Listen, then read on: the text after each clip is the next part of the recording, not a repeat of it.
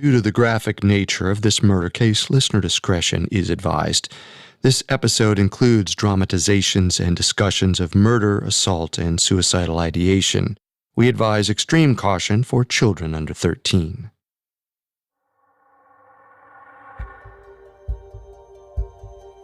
At 5 p.m. on December 22, 1920, 62-year-old Édouard Jacottet and his 5 guests clutched their stomachs, each in the throes of a painful and mysterious illness. A few hours prior, they'd sat around Edouard's dinner table eating soup. The weather outside was warm. December still meant sunny and 75 in southern Africa. The conversation was cordial. Everything seemed perfectly normal. Until, one by one, they were struck with terrible abdominal cramps. Their symptoms only grew more extreme. Eventually, all 6 people were doubled over in pain. A few ran outside to vomit. Madeleine, one of Edouard's daughters, felt ill, but she was strong enough to call on the local physician, Dr. Augsburger. Augsburger arrived swiftly. He checked over the house guests, all of whom were in various states of disrepair. They lay pale, sweating, and moaning in agony. Out of everyone, Édouard Jacottet was clearly the worst off. Dr. Augsburger entered Edouard's room to find him languishing in bed. Augsburger asked Edouard what had caused everyone in his home to become ill so quickly. Edouard reached out with a clammy hand. Clutching Dr. Augsburger's arm, he croaked, "Someone's poisoned us!" This is our only episode on the 1920 murder of a Swiss missionary, Édouard Jacottet. His death appeared to be a closed-door mystery. 6 people sat down for lunch and all 6 were poisoned. It's possible that one of Edouard's guests knowingly ingested a lethal meal. Or perhaps someone was lurking behind the scenes. We have all that and more coming up. Stay with us.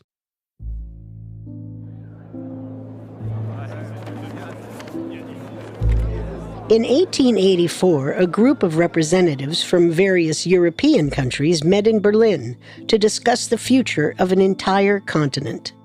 A map of Africa lay before them. English, French, German, Portuguese, and Belgian diplomats vied for sections of the foreign land.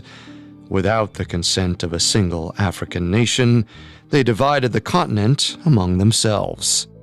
Great Britain laid an illegitimate claim to an area known as Basutoland. Now, modern-day Lesotho, the territory was an arid, mountainous expanse in southern Africa. Although locals led a number of revolts against British rule, the Crown ultimately secured control of the region. While Africans fought for autonomy, colonizers congratulated themselves for supposedly helping people on the continent. Religious missionary expeditions were growing in popularity, so Europeans often claimed their main goal was to offer Africans a chance at salvation. In reality, European governments were mostly trying to expand their empires and get their hands on other nations' resources. Nations rarely, if ever, had pure motivations, but many individuals, like Christian missionaries, did have, in their mind, positive intentions. One such man was Édouard Jacottet. Edouard was a member of the Paris Evangelical Missionary Society, or PEMS. He was Swiss by birth, but he'd spent time in both Germany and France. He spoke multiple languages, was a staunch believer in Protestant Christianity, and felt that his purpose in life was to serve others. Put another way, he was the perfect candidate for missionary life. So in 1884, 26-year-old Edouard convinced his wife Louise to accompany him on a religious expedition to Africa. Through PEMS, he received his first post in Basutoland. So, this is it. Our new home. Uh-huh. You don't like it?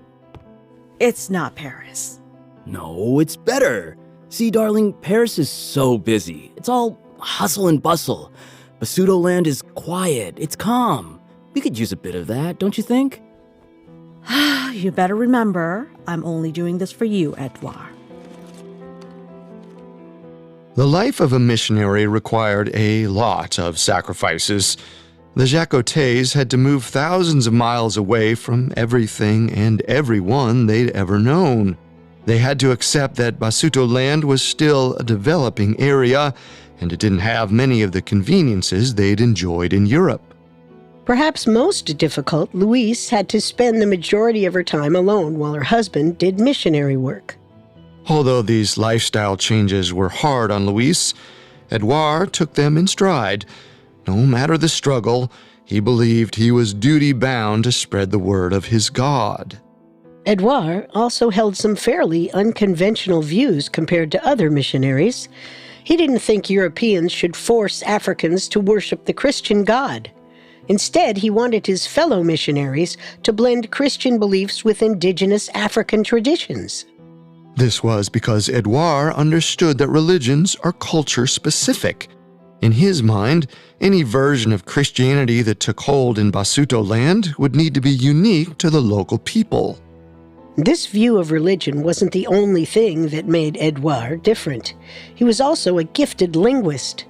He didn't just aim to spread Christianity in Basutoland, but to create a standardized written grammar for the local language, Sesotho.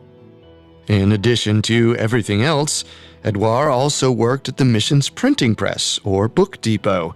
He stayed busy, but in his few free moments, he forged relationships with locals and took short trips back to Europe. Over the next 2 decades, he and Louise also had 6 children, 3 daughters and 3 sons. Soon enough, they were the picture of a happy missionary family. And it only seemed to be going up from there.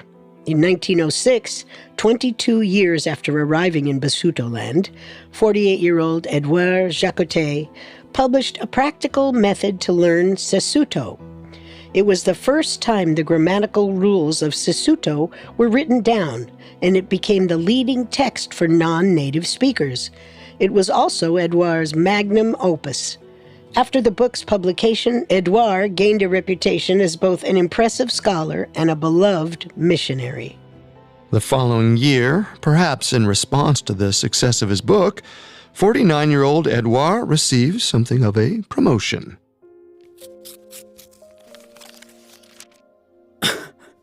Louise! Honey! You aren't going to believe this! Why are you yelling? It's a letter from the theological school. They want to put me in charge, head teacher. Are you serious? Edouard, that's wonderful! I want to accept, but we'll need to move to Morija. I can't make you uproot your life again. And the children, it wouldn't be fair to them. We'll do whatever we have to. I'm so proud of you. In 1907, Edouard, his wife, and his 6 kids relocated to Morija, a town just south of Basutoland's capital. He took his post at the theological school very seriously. Over the next decade, he taught both children and other missionaries. Edouard's life was going as he'd always planned, but it wasn't all sunshine. There were unexpected pressures involved in being such a well-known religious official. First, just like in Europe, tensions between Protestants and Catholics existed in Africa. Contempt between the different missions bubbled beneath a thin veneer of civility. Edouard was a Protestant missionary, and he had a few run-ins with the Catholic leadership. Second, even though he meant well, Edouard was still a European colonist. While some Africans accepted him and even converted to Christianity, not everyone was happy to have Edouard around. Lastly, Edouard held a certain level of status in the community. At the end of the day, he was considered by many to be a moral guide and leader. He had a reputation to uphold. Likely because of these various pressures, Edouard was a strict father. He kept a close eye on his children, which might be part of the reason why all 3 of his sons, Henri, Gustave, and Claude, moved away from Basutoland by 1918. But his daughters stayed close to home. 17-year-old Marguerite was the youngest. 25-year-old Madeleine in the middle, and 32-year-old Marcel was the oldest. Even though they were grown up, they still lived at home, and they were expected to abide by their father's religious beliefs. The youngest siblings, Marguerite and Madeleine, found Edouard's watchful eye stifling.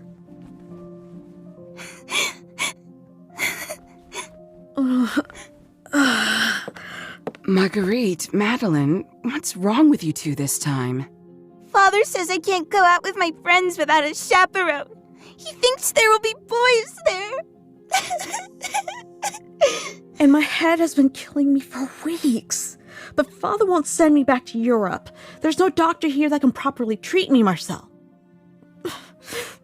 It must be something with my nerves. I'm telling you, it's excruciating. Oh, suck it up, Madeleine. At least you've got a social life. I'm in far too much pain to be social. Clearly. There will be other opportunities to see your friends, Marguerite. None like this. So there will be boys there then? Of course, you idiot. That's exactly why I want to go. Will someone please put me out of my misery? There's a bottle of arsenic in the dining room cupboard. I'll split it with you. As frustrated as they might have been, the Jacottet sisters enjoyed a relatively happy life in Basuto land. Their father was strict, but he was also loving. Their mother doted on them. When 33-year-old Marcel became ill with what Edouard believed to be typhoid fever in March of 1919, Louise spent months nursing her back to health. However, soon after her daughter recovered, Louise grew increasingly weak. When Edouard left on a business trip to Johannesburg, South Africa, in late October, he made sure his wife wouldn't be left alone. Samuel, I can't thank you enough. Don't speak of it. Let me put dear Louise's bag away. You'll only be gone a week, yes? That's right. Just keep her company and keep an eye on her, all right? She has a tendency to push herself too hard. Edouard left his wife in the care of Reverend Samuel Duby, a fellow missionary and trusted friend. Duby was also married, so there was nothing improper about her lodging with him. Edouard trusted she'd be in good hands. But when he returned a week later, he found his wife in a much worse condition. A local doctor told Edouard that she had a serious heart condition, the exact nature of which is unclear. Less than 2 weeks later, Louise was dead. The news hit the Jacotets hard. Louise had been the glue that held them together. Without her, their family was about to fall apart. Coming up, the Jacotets' reputations are strained, and someone targets Edouard. In November of 1919, 61-year-old Édouard Jacottet's wife, Louise, died of a heart condition. For over 30 years, the European couple had lived in Basuto land, a British colony in southern Africa. Edouard was a well-known Protestant missionary, and now he was left to care for his 3 daughters all on his own. Following Louise's death, things in the Jacottet house quickly took a turn for the worse. Perhaps because their mother was no longer around to care for them, the Jacottet daughters got in even more trouble. In September of 1920, 18-year-old Marguerite was expelled from the theological school. Hey, Madeleine! I heard Marguerite got kicked out of school. Leave me alone. What'd she do? Get caught with a boy? No. What was it then? Lying? A missing prayer? Theft. Theft? Yes. Now, would you kindly get out of my way? Wait, what did she steal? Ugh. Marguerite's expulsion was a huge embarrassment for Edouard. They were supposed to be a respectable family, and yet his daughter wasn't even welcome at school. 2 months later, in November of 1920, 26-year-old Madeleine's issues took center stage. Her nerve affliction was still bothering her, and apparently her symptoms were getting unbearable. Father, you have no idea how much it hurts. I can't handle it anymore. I'd sooner do away with myself than keep living like this. Madeline's apparent suicidal ideation became a point of worry for her father and her sisters. Edouard confided in his oldest daughter. I don't know how to help her. I gotta make sure she can't hurt herself. Oh, Marcel, you and Marguerite have to get rid of that arsenic in the cupboard. What if you need it? Well, don't throw it out, but find somewhere to store it, somewhere Madeline can't get to it. I fear if she stumbled on it during one of her fits, she might do something rash. Although it might seem strange to keep arsenic in the house, it was a fairly common item in the 19th and 20th centuries. The chemical could be used as an insecticide, a rat poison, and was a common ingredient in many medications. But at her father's request, 34-year-old Marcel removed the arsenic from the home. Edouard could rest easier knowing his ailing daughter wouldn't have access to the poison. Although things were a bit better with Madeleine, the tension between Marguerite and her father remained palpable. Since she'd been expelled, Edouard allowed her even fewer freedoms, and this caused them to fight bitterly. On December 21st, 1920, their yelling practically shook the house. Oh, Father, please. Samuel Doobie is a nice man. You won't even let me go on a simple picnic with him? You're staying home. My word is final. You're being ridiculous. Marguerite, do not take that tone with me. I will not argue with you any longer. Go to your room. You can't just send me to my room. I'm not a child. You've certainly been acting like one. When you die, I hope the gates of heaven slam shut in your face. There was no peace inside the Jacottet house, but still, the family patriarch had an image to uphold. On December 22nd, the day after his awful fight with Marguerite, he hosted guests at his home. A couple called Mr. and Mrs. Reed came over at 10:30 a.m. for tea. Another couple, the Paillards, also arrived at some point that morning. Neither planned to stay very long, but a storm blew through Morija, and the roads flooded so badly that the Reeds and the Paillards were all but stranded. Ever the gracious host, Edouard insisted that his friends stay for lunch. They obliged. Edouard presumably informed his cook, an indigenous African woman named Jarita, to prepare food for 8 instead of their usual 4. But soon enough, Madeleine told her father that her sisters wouldn't be joining them for lunch. Apparently, Marcel had informed Madeleine that she and Marguerite would be dining at Samuel Doobie's house that afternoon. With so many guests around, Edouard couldn't do anything but swallow his annoyance. Jarita set the table for 6, and Edouard, Madeleine, the Reeds, and the Paillards took their seats. Jarita placed a pot of homemade soup on the table. Madeleine ladled the food into everyone's bowls. Edouard found the meal so delicious that he had a second helping. The group ate, made polite conversation, and enjoyed themselves. Until the symptoms hit. Is anyone else feeling a bit Sick to their stomach? Actually, yes. I think I'm going to step out for some fresh air. Father, are you all right? You look nauseous. My stomach. Mine too. There must have been something off in the soup. Call the doctor, Madeline. Quickly! Madeleine sent a message to Dr. Augsburger. She also informed her sisters that their guests and their father had taken ill. Marcel, Marguerite, and Samuel Doobie all rushed to the Jacottet home. The physician arrived at about 2 p.m.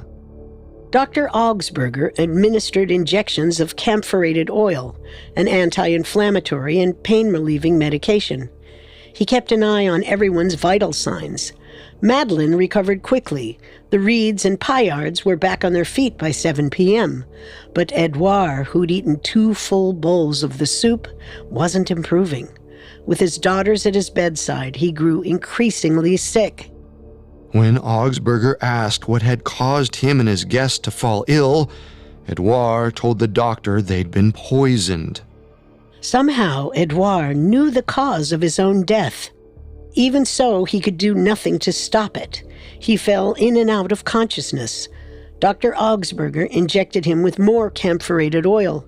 It was the only medication the physician could offer, and it did little to help the missionary. At 3:10 a.m., Édouard Jacottet died.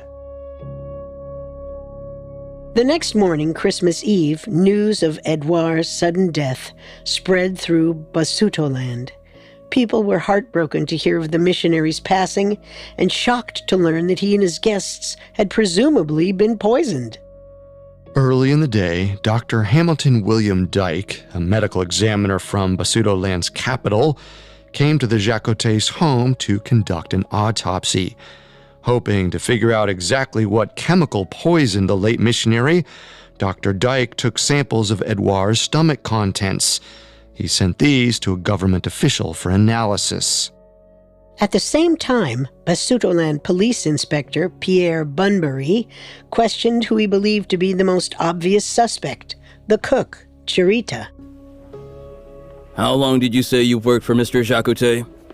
About 10 years, sir. That's a long time. He must have trusted you. So what happened to him? I couldn't tell you. I just made the soup. There was nothing strange about it. It was oats, beef extract, salt, and beans. Very simple. But everyone who ate it took ill. Not me. You ate the soup too? Not a full bowl, but there was a couple tablespoons left in the pot once everyone else had their fill. I only had a bit, and I felt completely fine. It seemed unlikely that Charita would eat the soup if she knew it had been poisoned, but that left investigators in a mysterious situation. Everyone in the house that afternoon had tasted the meal. Either nobody knew the food had been tampered with, or someone purposely ingested a lethal lunch. So investigators had a new idea. Perhaps the soup itself hadn't been poisoned. Maybe one of its ingredients had. For instance, if someone tampered with the oats prior to the meal being cooked, Charita might not have known that they were dangerous. With this in mind, investigators collected samples of the ingredients and sent them to be analyzed. Dr. Dyke also asked Marcel and Samuel Duby if there had been any poisons in the house, anything that might have accidentally contaminated something else. Marcel immediately mentioned the arsenic that was once kept in the kitchen cupboard. She said that she and Marguerite had removed it from the house some time before. She didn't know of anything else that could have gotten into the food. At that, the investigators decided to let the case rest. They had to wait for Edouard's stomach contents and the soup ingredients to be analyzed before they could move forward. But Dr. Augsburger, the physician who attended to Edouard, wasn't satisfied. He met up with Samuel Duby later that morning and detailed his theories about what had happened to Edouard. Reverend Duby, I'd like to run a few things by you. Of course, Doctor. I know that Edouard had some issues with the Catholic missionaries in the past, land disputes, schooling, that kind of thing. Do you think perhaps the Catholic chief might have... It's certainly possible. There's been trouble at the mission's printing works as well. Remember all those workers went on strike? People would kill over less. I'd prefer not to speculate. Let the police do their work, you know? But you were quite close to the Jacotets. You could say that. Didn't you ever notice anything odd about them? I don't want to be insensitive, but I've seen Madeleine in the city quite hysterical before. It makes me think there must be something abnormal going on. Something they're hiding. Don't you agree? I believe Madeleine has some sort of affliction. Beyond that, I really couldn't say. Theories about Edouard's death abounded, but none quite stuck. Because of his status in the community, he could have been targeted by almost anyone. Around 2 weeks passed with no new information. Then, on January 7th, 1921, the Basutoland police received the results of Edouard's stomach content analysis. The missionary had indeed been poisoned by arsenic. Investigator Bunbury questioned the Jacottet family again. No new clues surfaced, so the detective went with his gut. On January 24th, 1921, over a month after Edouard died, his cook Jarita was arrested on suspicion of murder. Even though they had a suspect behind bars, the Basutoland police didn't have a very strong case. They conducted searches of Edouard's home and his printing press, hoping to find more clues. And they discovered something that turned their investigation upside down. Édouard Jacottet had worked alongside his friend and colleague Samuel Duby at the printing works.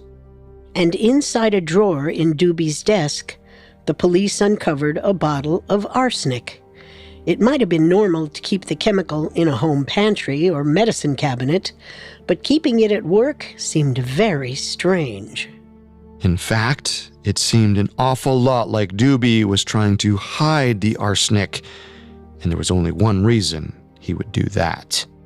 Perhaps Duby had targeted his own friend.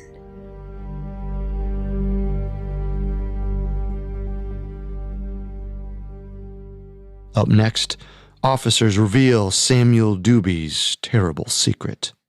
Now back to the story. In the winter of 1921, police in Basutoland, southern Africa, investigated the death of 62-year-old Édouard Jacottet. He died of arsenic poisoning, and detectives discovered a bottle of the chemical in his colleague Samuel Duby's desk drawer. Duby was a Protestant reverend, a fellow missionary, and a family friend. But upon the discovery of a deadly poison in his desk drawer, he became a murder suspect. Officers immediately put two and two together. Marcelle Jacottet said she and her sister, Marguerite, had removed the arsenic from the kitchen cupboard.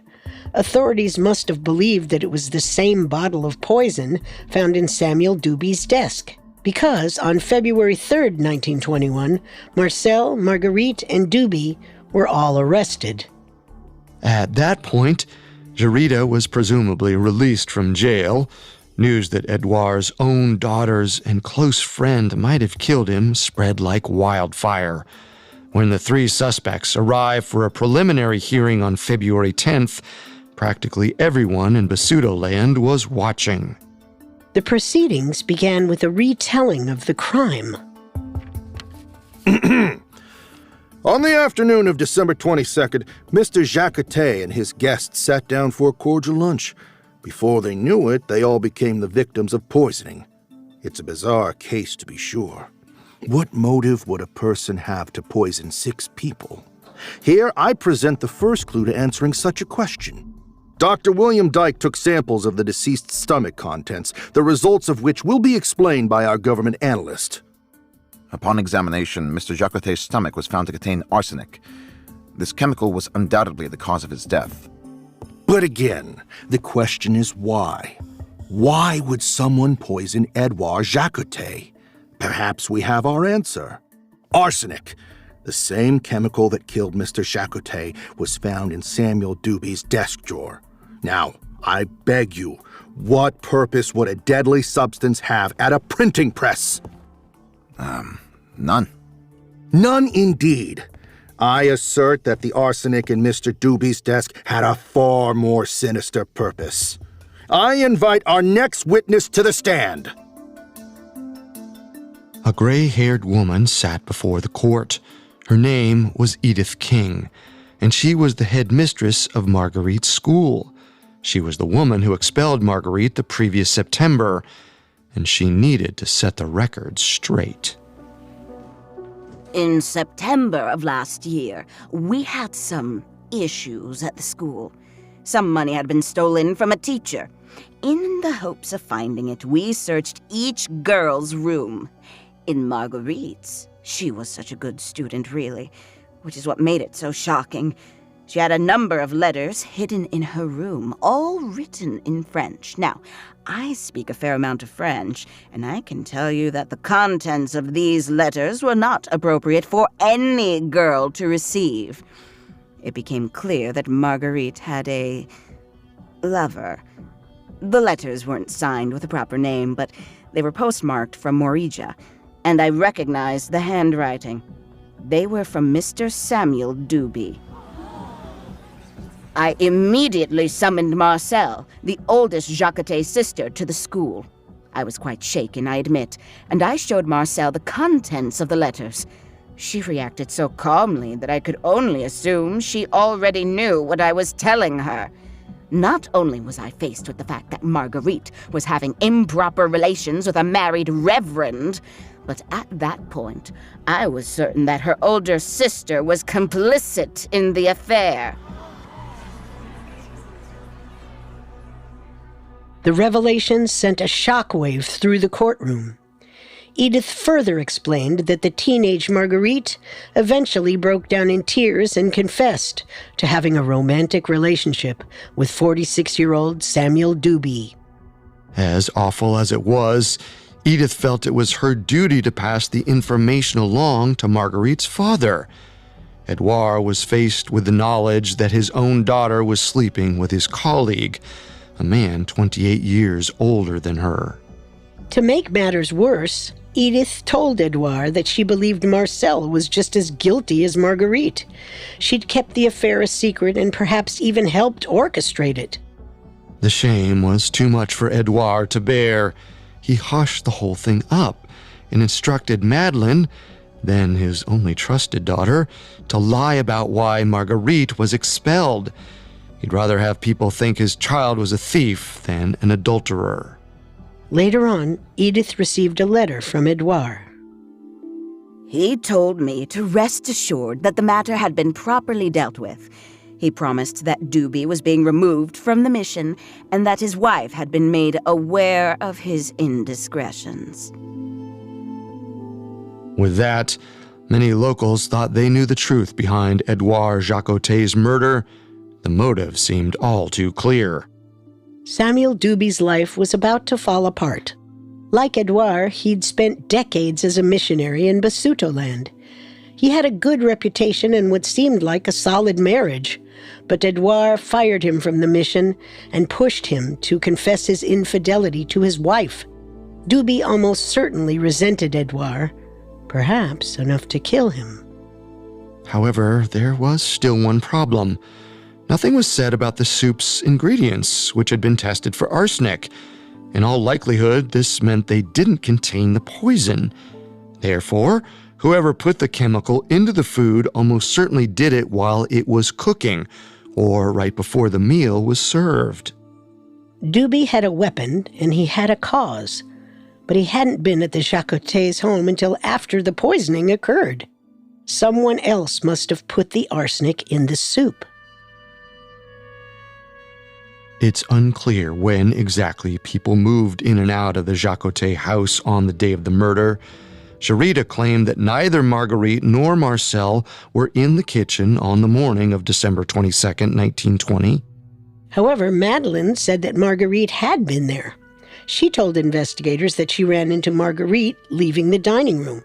She also saw Marcel later in the afternoon, when the oldest sister told her father that she and Marguerite would be having lunch with Doobie. According to Madeleine, Marguerite left the kitchen before the soup was ever made. Though she was obviously furious with her father, maybe enough to kill him, she couldn't have distributed the poison. Marcel, however, had been in the kitchen after Jarita made the soup. That meant Marcel was the only suspect who had the chance to tamper with the meal. If this explanation is to be believed, the crime must have been a conspiracy orchestrated by at least 3 people. Marguerite and Doobie both had a clear motive.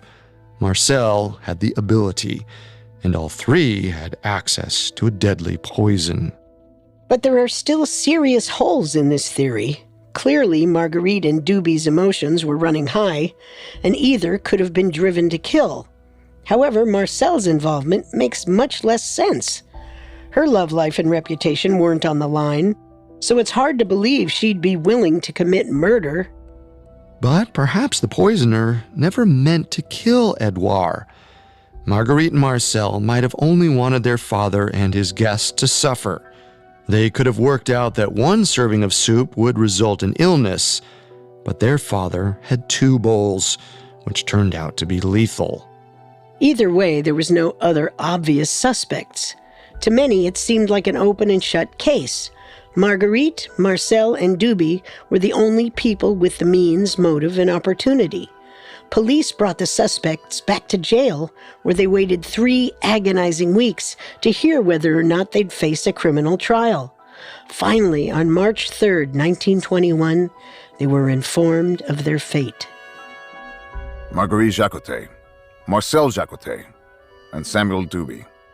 As you no doubt know, this case is of the most unpleasant nature. At this time, there is insufficient evidence to commit any one of you for criminal trial. Should any further information come to light, you will be subjected to rearrest on the same charge. Until then, you are all free to go.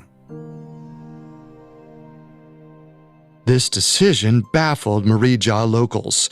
According to Tim Cousins, an author and historian who wrote about the case, many people who knew the Jacotets felt certain that Marguerite, Marcel, and Duby were guilty. Nevertheless, the presiding judge, resident Commissioner Garraway, set them free. They were never fully cleared of the crime, but they were never charged either. In his book, Murder at Marija, Cousins speculated about why Garraway might have chosen to let his only real suspects off the hook. He noted that Garraway, quote, must have known that many poisoning cases had been successfully prosecuted on circumstantial evidence alone. In other words, if Garraway wanted to convict the trio, he almost certainly could have. But the judge faced a serious ethical dilemma. In Basutoland, people convicted of murder were hanged. Seeking justice for Edouard meant potentially sending 3 others to the gallows, and it's possible that Garraway didn't want any blood on his hands. There were political issues involved in prosecuting the suspects, too. Edouard, and by extension his daughters, represented the Protestant missionary efforts in Basutoland. The poisoning had already damaged the mission's reputation. Convicting the late Reverend's children, along with one of his colleagues, would only bring more shame. It's also worth noting that Edouard's murder took place against a colonial backdrop. It's reasonable to assume that Garraway, who was white, held a certain level of loyalty to other Europeans living in Africa. If nothing else, an instinct to protect his fellow colonists might have swayed his decision. In any case, Garraway backed down. He let the most likely culprits go, ensuring that Édouard Jacottet's murder would always be shrouded in mystery. Even in the face of this uncertainty, the people of Basutoland had to move forward. Upon his release from jail, Samuel Duby claimed total innocence. His wife apparently believed him. They soon moved away from Marija, but the stress of the crime, the hearing, and his ruined reputation proved too much for Duby to handle. In December of 1923, at only 49 years old, Samuel Duby died. According to Tim Cousins, the Reverend's heart simply stopped. Things weren't much better for the Jacotets. Records about the children are difficult to come by, but it seems that the family disintegrated after their father's death. Henri, one of Edouard's sons, always believed Marcel distributed the poison. At some point, he reportedly told his sister to never contact him or the rest of the family ever again. But even without Edouard or his children working in Basutoland, the missionary station still exists. Religious officials carry on Edouard's work over a century after his death. As Tim Cousins puts it, life goes on as if nothing happened.